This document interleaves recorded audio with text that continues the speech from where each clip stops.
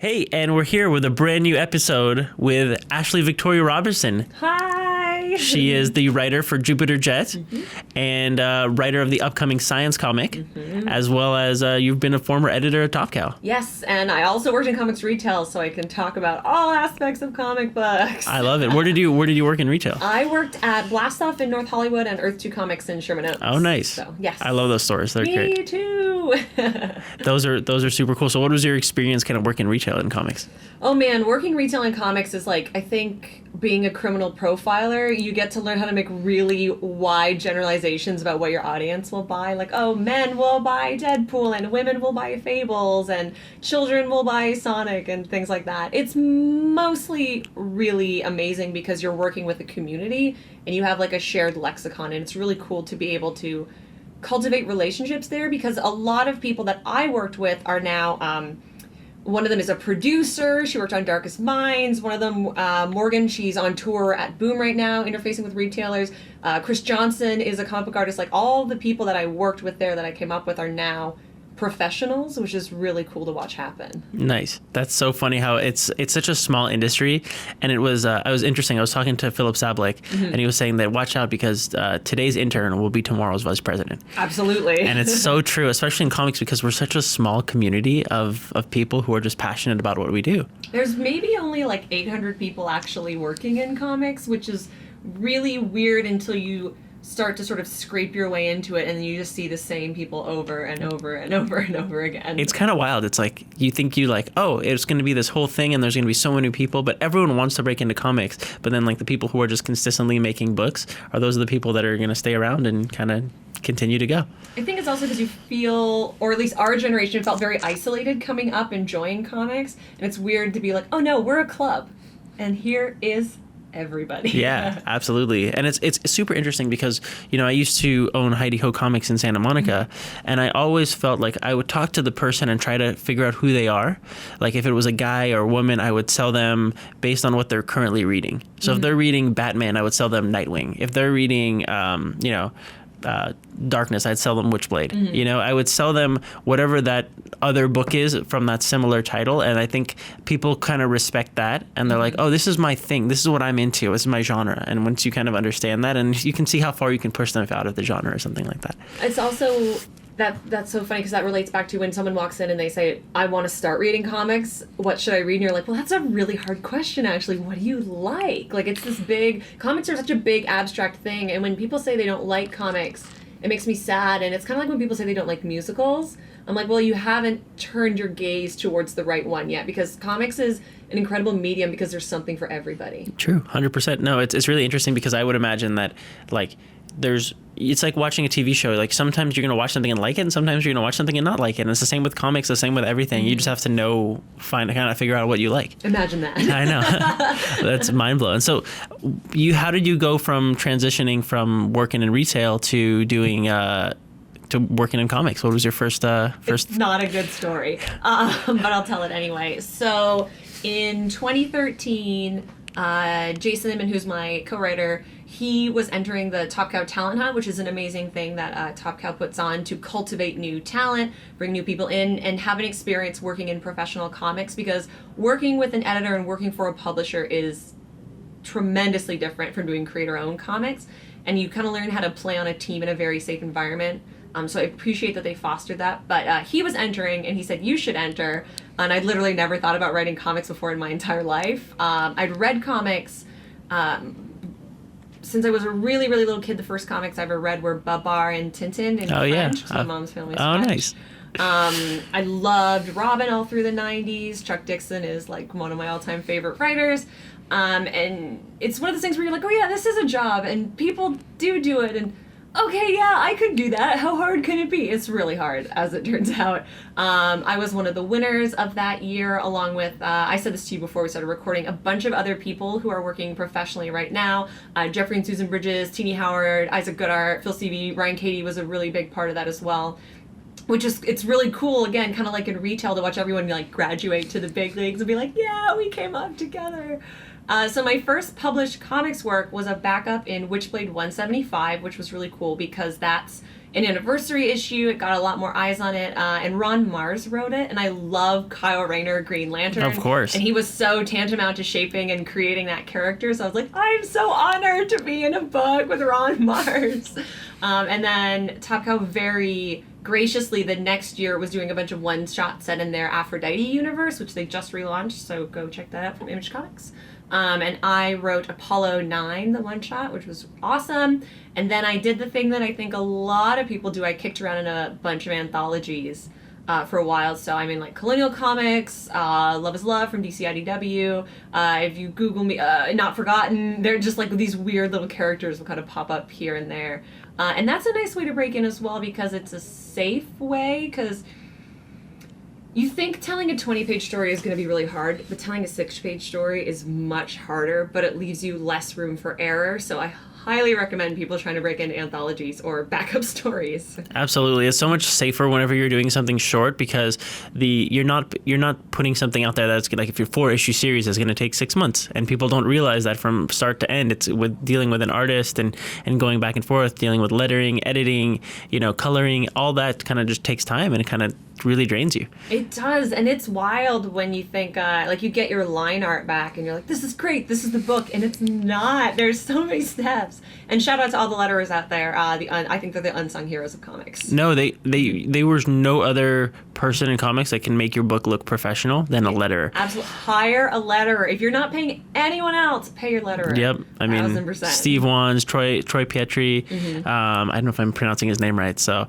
I'm sure he'll let us know. Yeah, I know. But they're both amazing letterers, and I mean, like, something that's a detail for me is I love when, this is super cheesy, but whenever I'm reading a book and writing a book, and the letterer, I will give them a small image to put in the top left corner of the text box, because to me that's one sign of actually being a professional book as opposed to like an unprofessional book, is because you have that like backdrop of like, okay, Batman's talking, like Batman does it, Wolverine does it, X-Men. You'll have that symbol so you'll know who it is. Yeah, who's narrating. And it's something that, like, even if you're having your own IP and you put that thing there, it kind of makes a big difference. It's interesting too how fast you'll be bothered by the shapes of word balloons. You're like, it doesn't look enough like a football. Why does it look like that? Like, it's an insane thing to be focused on, but like you said, it changes so much the tone and like the playing field, I guess, the level that you're playing on. Not that any of that should matter or any of it should stop anyone, but it's really amazing how important lettering is. It's true. I think it just kind of speaks to, you always want to put out the best possible work for yourself. I think when it comes to, you have a certain quality, because anything you put out, people will go back and read and check on it. Like, who is this Ashley Victoria Robinson person? What has she done? Let me see Jupiter Jet. I want to see what that is. And hopefully you'll improve and you'll get better with the things that you work on, but I don't think you ever want to put anything out that you feel embarrassed by. And the nice thing about the fact that the comic process is so collaborative and multi-layered is there's a lot of time where you can edit and you can fix. And I think a lot of us use our lettering drafts as a final spell check. We probably shouldn't. Sorry, letterers, but it's kind of our last catch-all, Absolutely. So what's your process like whenever you're writing for one of those books? Do you outline first? How do you outline, or is it a kind of, you kind of have the story in your head, you sit down and stare at a wall, or what's your process like? There's a lot of that. I mostly co-write, so that's, I think, maybe a little different than what a lot of people do. I outline because my writing partner can't move forward with the process unless we outline. If you left me to my own devices, I'd probably just do a first draft and then be like, I'll fix it later. So I'm always the person who winds up writing the first draft, but we often work from an outline, and mine kind of looks like the way you would structure like an academic essay, because I studied English in school, so all those MLA essays are burned into my brain. So it's a lot of like, for the big beat, and then these are the sub beats, and I try when I'm planning not to get too caught up in like, and then they can say, but sometimes the moment just strikes you, and it's really great when you get something and you're like, look, I already wrote the dialogue, how fabulous is that?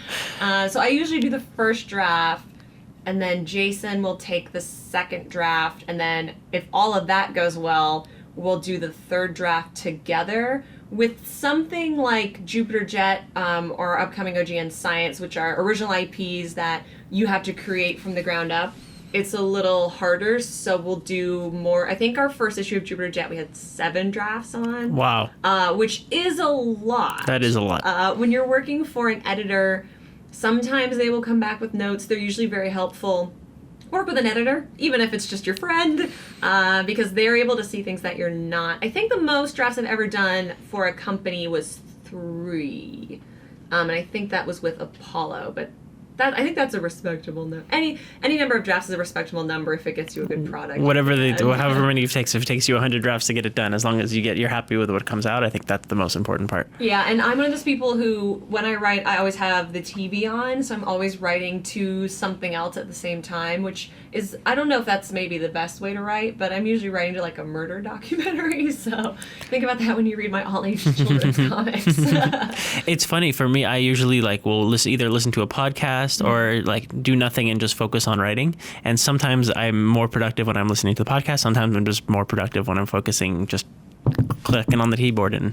Interesting. I find that, just to make a broad generalization, I find that a lot of the male comic book writers I know like to be visually focused on it, and more of the women I know or visual or artists can sort of do it and have a screen on it at Absolutely. the same time. And I think that's really kind of fascinating. It really is, to know how different people have different styles, and to creation. It's a whole world that people have their own style for everybody. Yeah. I don't know how people can go to a coffee shop and work, because I'm there's strangers here. Why are you looking at me?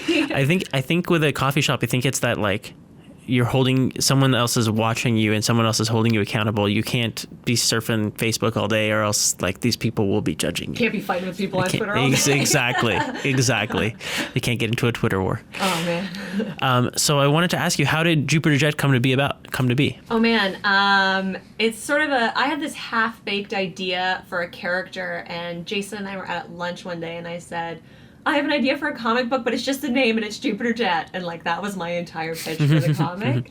And he was like, oh, that's great. It's a girl with a jetpack in the 30s. And I was like, and she has a cat, and she has a brother. And in our issue 5, or at the end of the graphic novel, there's a really big twist that opens up the world. And when we get to do volume 2, it will affect a lot of that. But that came up in our first meeting. So it was just a matter of putting the idea out there, and when so many things spring to mind immediately, for me, that's how I know I'm onto something, when it's not hard to come up with, oh, if this, then what, kind of that improv rule. Of course. And then we had Ben Matsuya, who's our series artist. He drew 5 pages, and we found him because he drew fan art of Jason from when he worked at Screen Junkies. Oh, wow. Online. So if you're an artist and you're reaching out to people like that, sometimes it'll get you a job, but you must have sequential samples. Because I reach out to so many people and they don't have sequentials, which I think is insane. Even if it's just you drawing, I don't know, what do people like? The Dark Knight Returns. Yeah. Draw your version of those pages. That's so helpful. And then we spent 18 months sending it to people and going around at conventions with the pages on an iPad saying, hey, look at this is who we are, this is what we do, because all publishing is very slow, as it turns out. And comics is especially slow if you're working in the diamond system. Because you have to, it's a very interesting process, because you have to go through the whole creation aspect. You have to solicit, you have to get approved for solicits, and then you have to market your book. So by the time you're marketing it specifically to retailers for a long period of time, and then you have to do a hard push, call every retailer for final quarter order cutoff. Oh man. And then, I did that thing where we called everyone. That's a learning process. Yeah, it's brutal, because some people will just pick up the phone and go, who is this? Okay, click. Yeah. And you're like, oh, I wanted to tell you about my new book. Oh, well. And it's part of the process. You have to learn, and you have to learn not to call them on Wednesdays, call them on a day when they have a little bit of time. And totally. It's fun. I kind of feel like it's a rite of passage to do the thing where you get the list of the 500 shops and you call them. And then I think the best thing that we learned was you'll learn very quickly which shops are your allies or which ones want to be your allies, because I get it. We were from Action Lab. It's a smaller publisher. That doesn't always equate to sales.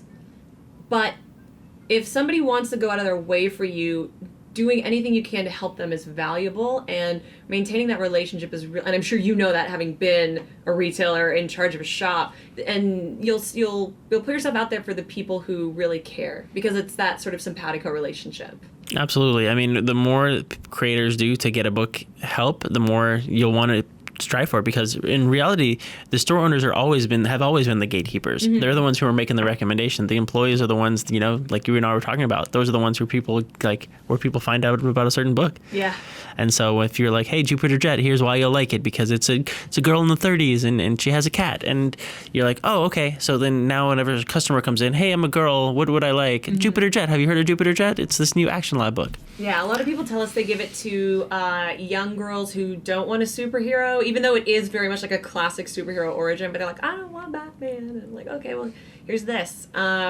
If your listeners want to know someone who's really great at doing that, you got to watch your interview with Zach Kaplan, because I edited his first book, Eclipse, and man, Zach knows how to work on the ground level, and I actually took a lot of things that I saw him do for our book, so I just wanted to shout him out. Yeah, Zach is amazing talent, and Yeah.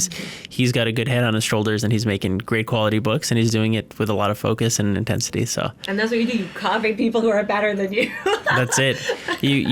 It's funny. You start like if there's some big boys out there, you start to like play with the big boys, and then whatever it is that'll get you to play with the big boys, all of a sudden you'll look over and you'll be like, oh, I am a big boy. It's so funny because you are who you kind of associate with. And speaking back to what we were talking about with how small the community is in the professional community, it's wild once you start doing something, even before it comes out, who will help you. We had a Nicholas Scott variant on Jupiter Jet and an Art Balthazar variant because we met them both for 5 minutes and sent them an email. It worked with their schedule, which was very fortunate, but like they're two huge creators who've been huge for so long, who like didn't have to help us, and they both helped us because we appeared professional and they liked what we were working on. So I would also encourage people to not be afraid to reach out to your heroes, even right at the beginning, because comics is very small. Comics is very small, and you have to not be afraid of a no. Don't just take it with a grain of salt and say hopefully someone else will take that yes. It's a numbers game. We have to get out there, get a couple no's, and then you'll get a yes eventually, or you can get a yes right away. And most people are nice. Most people are nice. No one's going to tell you that your thing sucks.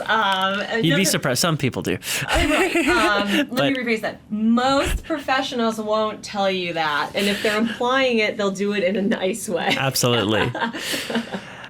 So how did Jupiter Jet come to be at Action Lab? Fortunately, so everyone has their list of companies they want to work with. We had Action Lab on our short list because we wanted Jupiter Jet to go to a company. We wanted to be in Diamond and we wanted to be in comic shops. So that sort of changes the types of publishing houses that you're looking at, because there are some incredible publishing houses, including Bedside Press, that's doing our new book that doesn't deal with retailers in a traditional way, and that's fine, and that's a new paradigm that comic shops are learning to balance. And so we wanted a publisher that would put us in Diamond. We wanted a YA-friendly company, because YA is, and all ages are in comics, those are kind of weird words, because in book publishing, YA is king. Look at Hunger Games, look at Twilight, whether or not you like that stuff, look at Harry Potter, like those are all YA books, and they're some of the biggest franchises in the world and continue to be. But in comics, there's this idea that once it gets all ages, it can't be gritty or it can't be interesting.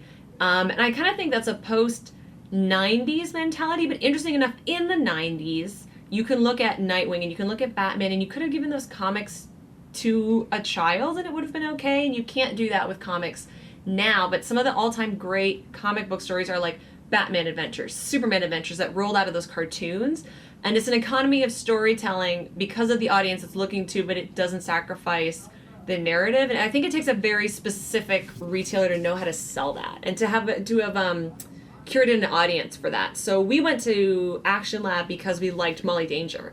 And we were like, I don't know, this is another Jetpack Girl. Maybe you'll go for it, or maybe you'll tell us to go away forever. And then what we did, it's really easy. You just look up who's their editor, or you look up who edits the type of book that you think you want to do. And even if they're not necessarily in a small company like Action Lab, they're often the people who can greenlight a book or who can get it into the room. At bigger companies, not necessarily, but we didn't hound them, but we went to a couple conventions. We showed them what we had. We checked in. We followed up with an email. and we kept following up with emails. And eventually they said they took it into a meeting and everyone said yes because like most publishers, they kind of have a brain trust and most people have to say yes. And then when you're a new creator, you have to finish the book before they solicit it. So you sort of like panic make the book in the ensuing year after that. But Action Lab was the first one who said yes to us. And we did reach out to some publishers that have a larger presence.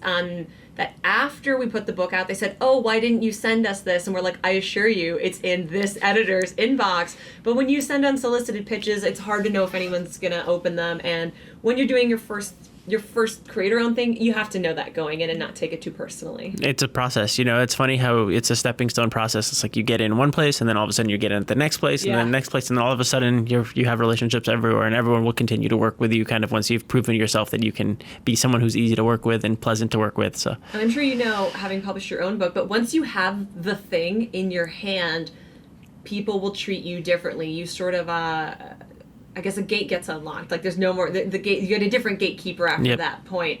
And people will look at you and people will look at your work who previously might not have, or might not have looked at it in a pitch stage. And that's okay.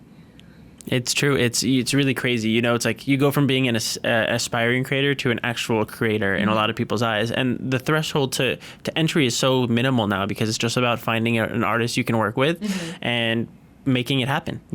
Those are like, that's it. After that, it's all in your hands. You have to be just that, persistent person that's always pushing. I think we're so fortunate to be making comics now because it's still really hard and all creative things are hard and it's hard to make money out of it. And like, there's all these things to complain about, but we have so many more avenues now. Like Webtoons is making incredible comics.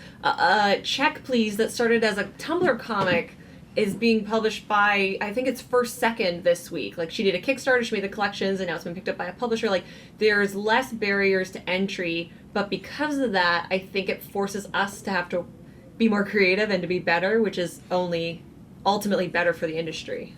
Absolutely. So, you brought up Kickstarter. So you've done Kickstarters before. Yes. What was your experience with Kickstarter? Kickstarter is amazing. It's one of the best things that the internet has given us. What I love about things like crowdfunding and new media is it's egalitarian. It's people are either going to buy it or they're not. And if they don't, then you don't get to make it. And then if you get close, I think it's worth reevaluating. I funded comics that had to start again or other projects. But sometimes you got to take a hard look at it and be like, maybe I have to move on to the next thing. Jupiter Jet was our fourth comic we pitched, the first one we took to Kickstarter. So like they're not all gold. We'd done an Indiegogo before that. And Indiegogo's interesting because you can either you get the money no matter what, right? But with a comic that you plan, we had 5 issues planned. Doing 3 issues is not always the best thing, right? Or I guess it wasn't acceptable to us. That's a weird thing to say. It would have the story would have aborted like halfway through. You don't want to tell a halfway told story and then be like, oh, there'll be more if you guys do another Kickstarter or Yeah. So I totally understand that. And some people do kickstart each issue of their comic, and that's great, and that's a great model to aspire to. That's just not what we wanted to do. So we went to Kickstarter. Jupiter Jet funded in a week, which was amazing. That's huge. It's like the dream because then you can kind of relax because to do a Kickstarter and to not be Jimmy Palmiotti, who's obviously amazing and like goals, it's a full-time job. You know that. I know that, yeah. You have to do so much marketing and so much planning and you have to make a business plan and like I don't have a business degree. I don't know how to do these things, but there's a lot of resources that are out there. And again, there's a lot of people who will help you. There's a lot of books and resources that are available. But I think if you're willing to work the model, Kickstarter can be your best friend as a new creator. Absolutely. I think so too. I think Kickstarter can be, if not the most valuable tool for upcoming creators, one of the most valuable tools. Yeah. I don't know, maybe Twitter. Yeah. No, Twitter is, I think Twitter goes hand in hand with Kickstarter. It's like I reach out a lot of new people on Kickstarter just from Twitter. So It's really interesting how that kind of comes to be. And the power of somebody sharing your link is almost as good as them doing it. Obviously we're all selfish and we want the money because we want to make this thing happen, but sometimes the value of somebody, and sometimes someone of a certain status sharing your project can also make or break how your funding goes. Absolutely. It's interesting because I was told that it used to be 4 impressions. You know, you see an ad, you become more comfortable with it. And so it's just like why Coca-Cola spends billions of dollars on marketing, or and you see that impression over and over and over again. And if you see it enough times, you go, oh, I want a Coke. Yeah. The same thing is true with comic books. If you see this image of a cover enough times, eventually it'll go from being like, wait a sec, what is that? Oh, Jupiter Jet. Yeah. Oh, I need to get that. Like, I've seen that. Oh, they saw it here and there and here. So it kind of like, it really opens up a lot of people's eyes the more they see it. And a share will definitely do that. Yeah, because if you can get someone to go, oh, Mark Bernardin shared that, like that is so, that sometimes you can skip those 4 impressions. Yeah. Which is like, oh, that's amazing. Absolutely. So It's share true. your friends' projects. It makes a big difference. Definitely do that. Yeah. So you have a new Kickstarter coming out. We do. That's super exciting. So tell me about the concept. So it is called, I'm going to lean away from the mic, Science! With an exclamation point. So it has to be said like that every time. It doesn't. So Jupiter Jet was sort of my half-baked idea, and Science is sort of Jason's half-baked idea. He wanted to tell, Jupiter Jet's pretty sci-fi, but he wanted to tell like sort of a more hard science fiction, because all the science there is, it's imaginary, it's fantastical, it's energy sources and alien worlds and things like that. We really love Star Trek. We did a Star Trek fan film parody series. We love Flash Gordon, all these things that are based in fact, you know, buried way deep underneath all of the trappings, and that's the story that we wanted to tell. It is more of a middle grade story, so it's like a little more, I guess, emotionally mature than Jupiter Jet was. Our lead is a 14-year-old Indian American girl named Tamsin, and she's the smartest girl at the best science school ever. It's called the Prometheus Institute, which might tell you a little bit about how the future of that school is going to go. But it's kind of like, what if Harry Potter went to Star Trek school but wanted to destroy it from the inside? Because her father used to teach there and he died, and he downloaded his consciousness into her super cool science classes, and he's trying to get her to take down his old partner, who is the headmaster of the school. So we have a lot of very hard science invoking our mystery. So in the first scene that you can see on our Kickstarter, you can see the first 7 pages there, we have a character named AJ making rocket boots, and it doesn't go so well for him, but the fuel that he's making and how it gets messed up is based on how real rocket fuel is made. So STEM is really, really important. There aren't enough people going into STEM. I say that as a creative person with no interest in working in that field. But so we wanted to celebrate that in the same vein of all the things that we love. And if I can't make Cosmos, I can at least make science. There you go. It sounds like such a fun book. I'm looking forward to checking it out. Oh, thank you. He's seen some of it. So what's it like? How do you get the word out on Kickstarter? Like, what is your most effective? Is it, emails? Is it, text messages, Facebook messages, Twitter messages? Having done a Kickstarter before is very helpful. Yeah. Truly, grassroots marketing, I don't know if there's the best platform for any of it, but I think a direct appeal with a nice, concise email is the best way to do it. That's how I got here. I sent you an email. We had some shared connections. I think we saw each other at OntarioCon for like 5 entire seconds. It's a lot of taking the onus on yourself. I think email's great because it's a little more personal than a Twitter message, but I'll send a Twitter message if that's the only way that I can get to someone. I'll send a Facebook message if that's the only way that I can get to someone, but I would rather send an email. That's just to my taste. No, I agree with you, personally. 100%. I think 100% more professional is email. If you're going to ask for somebody's email, it's like, this is where the work stuff comes in, as opposed to someone's Facebook message where it's like, hey, what you been up to? Yeah. You know? We can do that afterward. Yeah. Like I mentioned, having already done a crowdfunding campaign is really helpful. We're reaching out to everyone who funded Jupiter Jet and Red Shirt Diaries, and we're asking them if they would, just consider looking at this or sharing it. Because typically, if somebody supported you once and you made a good thing, they'll support you again. Absolutely. So the trick is to never make a bad thing. Oh, isn't that always the trick, though? It's super interesting because for me, I always want to give the best possible experiences to the people who are fans. Yeah. So and you get to know who your fans are very quickly. Absolutely. And I'm appreciative of every single one of them. Yeah. And it's super interesting because you realize that if you give them another book on top of what you've promised them, like you have all those copies of Apollo 9 just sitting in your house, if you throw one of those in, they'll go, oh, wow, not only did I get science, or should I say science, Yes. but you also get Apollo 9. They'll go like, oh, wow, like this creator went above and beyond for me. Like they care about me. And that to me is really important when people who are on the receiving end see that you care and, you genuinely care about like providing the best product and providing them like the best thing you can. I think people kind of feel that, and that's what makes the connection. And that's what the internet gives us, is the ability to foster these relationships that you don't get with a company like Coca-Cola. Like I can sign a book to Nate Olson, who's been a huge supporter of ours for years and years, because I recognize his name.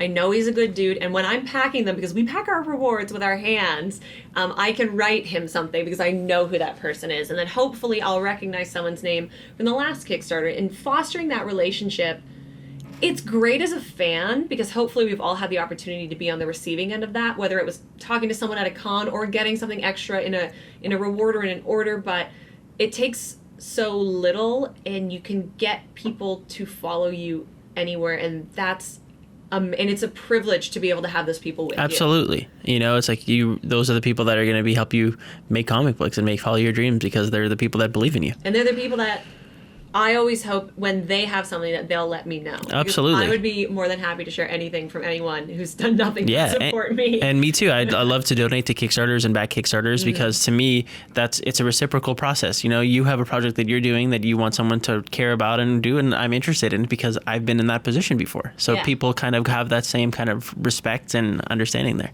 Yeah, and I think too, it's important when especially if you're a crowdfunding person, to reach out to other campaigns as well, because it can't always be about you, even though that's how we exist in our little minds. I think it's important to point people to, this is another campaign by someone else that I like, and you like me, so maybe you'll like them too. So because you're not asking them for anything, but you're showing that you're working with the community, and I guess you're showing them your level of taste or the types of things that you're into, and then that's like a more personal experience. I don't know, man. Kickstarter is a heck of a thing. Absolutely. And you just dig into it for the rest of your life. No, I love it. It's so cool. And I'm grateful for every single person that checks out Kickstarter. And those are the people that are true fans of the comic book industry to me. Absolutely, because you're giving opportunity to people that we wouldn't have it otherwise. I wouldn't have Jupiter Jet. We won't have Science if, people don't come and check out what we're doing there. And we're fortunate that we're not, well, we'd all like to be Eastman and Laird now, wouldn't we, making Teenage Mutant Ninja Turtles? But we don't have to make them in a copy shop or in our basement or things like that. Which is super cool, because then you actually know you're building a fan base while you're making the comic book. Yeah. It's such a cool dynamic to have. And so exhausting. So when it comes to co-writing, you and your co-writer, Jason Inman, have written Jupiter Jet, and now we're doing Science together. Yes. We also did, one page in Love is Love, and we co-wrote Red Shirt Diaries together. And what's it like working with a co-writer? It's the best, because you have an editor all kind of rolled up in one. You kind of have someone doing all the basic checks and balances, and hopefully you have someone who complements your style and who has strengths where you have weaknesses. I really like writing a lot of dialogue because I started writing as a playwright. You can find a bunch of plays I wrote when I was 16 published in Canada if you really want to.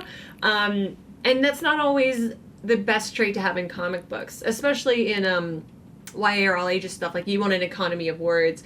You don't want to drown a book in word balloons unless you're maybe doing a political, like something like Letter 44, right, which is all about politics and the American government. It makes sense to have more words. So that's a shortcoming of mine, and Jason is someone who gets really buried in the details, and I'm better at just like, okay, we'll get the first draft and then we'll fix it later. So I really enjoy it because I think I like him. I married him. I think he's great.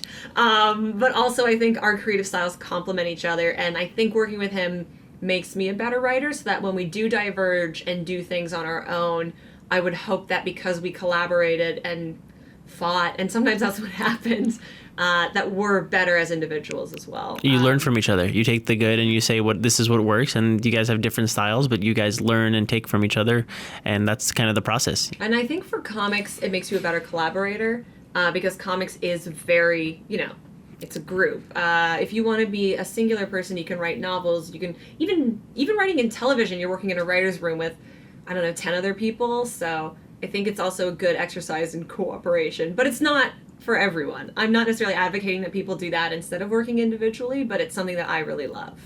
Absolutely. Now, who's your artist for the science comic? Our artist for science is a cartoonist from Portland named Des Pittman. She's really known for her zombie portraits. We tabled beside her at Wizard World Portland earlier this year. Science has been the gauntlet of trying to get an artist to stick with the project. Our original artist who did our original concept art almost 2 years ago, she's in school, so she wasn't able to commit to it. Our second artist left. Our third artist didn't hit their deadlines. So sometimes with Jupiter Jet, we got Ben right away. He stuck with us through the whole process. We were very fortunate. Sometimes it's a little bit harder. She's someone who, as soon as we met her and we tabled beside her, we knew we wanted to work on something, and we were very fortunate that she had an open schedule to explore doing this book with us. That's super cool, because it's super important to have someone you can work with that'll hit their deadlines, and it's super important that you're responsible and you call out that person for missing a deadline and say, listen, I can't do this if you're not actually taking this seriously, because you have to keep going out there. I've talked to so many creators who want to make it in comics, and they say, I have such a hard time working with an artist, but you have to say, listen, you got to find someone who believes in you and believes in your work, and keep that relationship going, and remember to stay in the forefront of their mind, because sometimes they'll be like, okay, we'll do it in 30 days, and then 30 days will go by and they'll go, oh, I had another paid gate come up, so I have to jump on that. Oh, I have another thing. And so it's just like you said, that's what it takes. Speaking from experience. Oh yeah. I mean, I've talked to so many different creators who've had these problems, and it's something that a lot of people give up because of, and it's something they shouldn't give up. They should continue to go out there and hunt for people at conventions, on DeviantArt, on Tumblr or Instagram, yeah. And you'll find someone who will work at your page rate. Every project I've worked on has had vastly different page rates on what we can afford to pay the artist, either up front or on the back end, and you will find someone at that page rate. It's whether or not you're willing to look for it. I'll say this, having worked as an editor and having worked on a couple of projects now, every artist is going to draw at last minute. No one's going to do anything early. You just have to know that going in. I don't know what is up with artists, but they all work at 3 o'clock in the morning in between bouts of coffee. So you have to accept that. And some people fudge their deadlines, some people don't. It's just like a marriage. Communication is the most important thing. And I think on both sides, like, I don't mind an artist missing a deadline as long as they tell me why. Absolutely. Stuff happens. Des, our artist on science, had a wild allergic reaction, so she missed her second deadline. All she did was send us an email that said, I'm in the hospital. I'm sorry, I'm going to miss my deadline. Like, yeah, I'm a monster. No, definitely not. You can even send that after you're out of the hospital truly, and being yeah. fine. It's like, what happened? Oh, I was in the hospital. You get a pass there. That's just communication is really key. But it's when it's every deadline or someone's never getting back to you that it becomes problematic, and you don't want to have to put your foot down. But with these projects, we're the people in charge of the money, we're funding it, so it becomes a difficult relationship when they are people that you're friendly with, because you're also kind of their boss. But I think you can't forget that. It's also like when you're working with reps, like managers or agents, you're their boss, they work for you. You have to be nice about it, but that's an important thing to remember. Absolutely. It's a definitely, you have to work with somebody in a very respectful way, and at the same time still, like, put your foot down when it needs to be put down. Yeah, and hopefully you're collaborating with someone else who's tougher and scarier than you, and then he can send the emails and things are really bad. I love it. So I have one final question for you. What advice do you have for any aspiring writer, artist, editor, creator, and who wants to break into comics? Man, just do it. That's bad advice that everyone gives. The best advice for breaking into any creative field is to do the thing. Share it with me. I'll share it. Don't give up. Don't be disheartened. Age is a number. Lots of people get very successful off the back of a lot of failures. I saw this recently on Twitter, and he's a friend, so I'll call him out. Tom King wrote a failed novel before he got vision and Sheriff of Babylon that made him the writer of Batman. There's no reason to ever stop. And I know you'll feel frustrated because I feel frustrated constantly. And then I would also say celebrate your peers' accomplishments and don't look at it as a comment on yourself, because that's just going to age you.